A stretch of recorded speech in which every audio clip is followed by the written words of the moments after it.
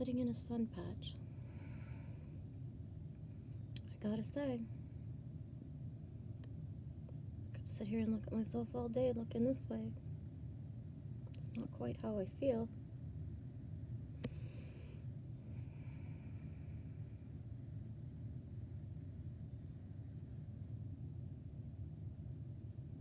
Yeah.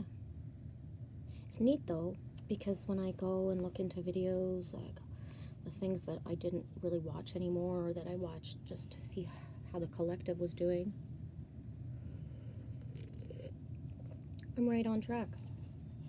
Seems like I'm not the only one in a void who has no idea what's coming. Of course, this is different for all of us, right? Like the actual situations.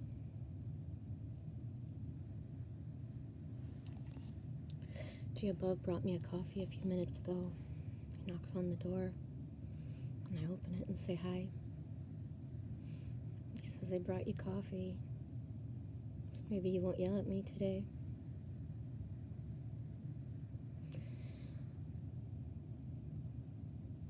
Yeah, I got loud when he asked me to do something I didn't think was something I wanted to do. I was half deaf, by the way, so like, I don't think I was yelling that loud, but I think I did shock him by saying no, first of all, and being adamant about it. And then when he said, just do it, and I said no,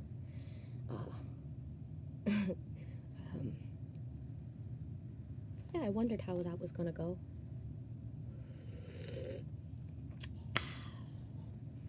I thought to myself, I'll either be kicked out by tomorrow, or, you know, he'll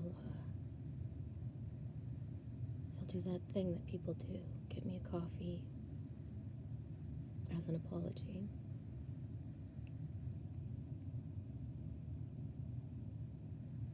That's the thing, where I work, when I was relieved of my shift, the person coming in is a plow person. And I says, how was your shift? And, you know, it's 1:30 a.m. And he just rolls his eyes and says, I had to, like, go back to Main Street 3 times to get it done right, because there's cars everywhere that they're not supposed to be. We're not talking, like, you know, parking spots. We're talking whatever. Anyways, I thought that was funny.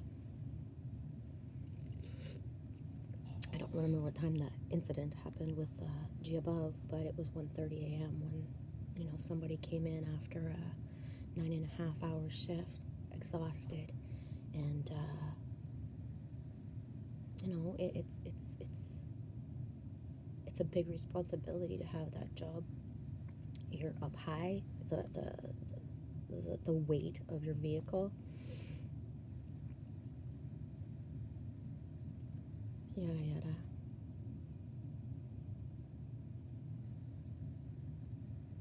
Yeah.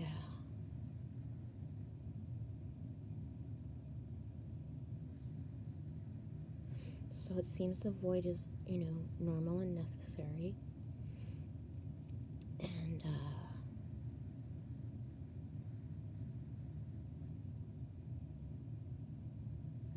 don't know, I'm just very confused at how I plan this way. You know, as my soul path, how, like, I do believe sometimes I've taken literally things, you know, to an extreme that, I don't know. You know, when they say that awakening and ascension, you lose people on your journey, your frequency changes, da-da-da. Yeah, I've done all that, except, you know, the new never came in. So I'm finding myself, like, in isolation mode. I can't look back on my videos and see that girl that was just all like, blah, blah, blah, blah, blah. And I miss her. I liked being her.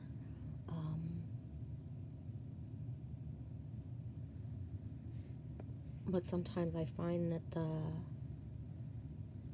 you know, the things that came in because I was so vulnerable or authentic, you know, it just wasn't worth it. Or was it? I don't know.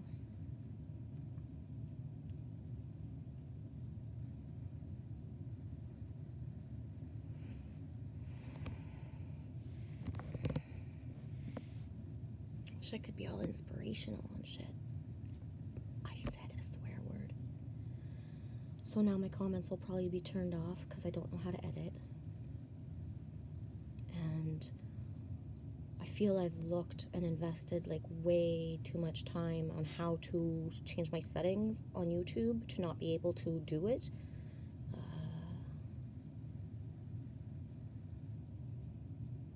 I don't know.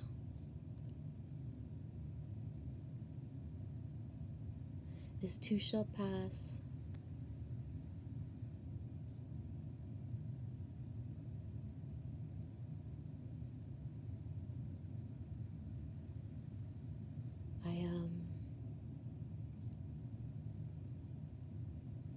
I'm just finding it very difficult after having had the heart open and the bliss and the state of grace and just to be so giggly and speechless in an amazing way. I'm very naive. I really, really 144% thought I would never feel this way again. I thought that if I chose to never feel this way again, that I would not. Yet, I'm fully conscious that I'm in resistance. I do not understand how I planned this. You know, I'm saying as a soul level, not on a life level, because I don't plan on a life level. But to be in such a void, like I'm to the point where my body hurts going to do certain things, but if I don't do those certain things, then I don't have the abundance wheel. And okay, stop that thing and have faith that the other thing will show up. Well, I thought my soul had planned it differently this time. I did.